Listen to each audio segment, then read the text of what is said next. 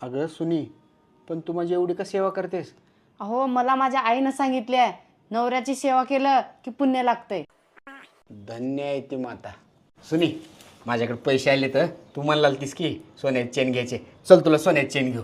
अहो मला कशाला, सारखं मलाच घेताय की.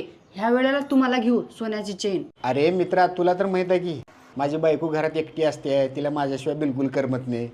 नाही नाही, खरंच नाही, खरंच मित्रा जमत नाही रे. सॉरी हा. अहो काय झालं? अगं ते मित्र सगळे गोव्याला चल म्हणले. अहो मग जावा की. अगं येडी, एक दिवस नाही 8 दिवसाची टूर आहे. 8च दिवस आहेत की, जाऊन या. गोवावाली बीच पे. ओ उठा, तुम्ही नुसतं स्वप्नच बघा. जावा भाजी आणा जावा. देवा, माझा असल्या बाईसोबत कशाला लग्न केलास रे? त्याच्यापेक्षा कुठतर नेऊन डोंगरावर सोडायचं होतास की. काय म्हणलं? काय नाही, आणतो भाजी लगेच.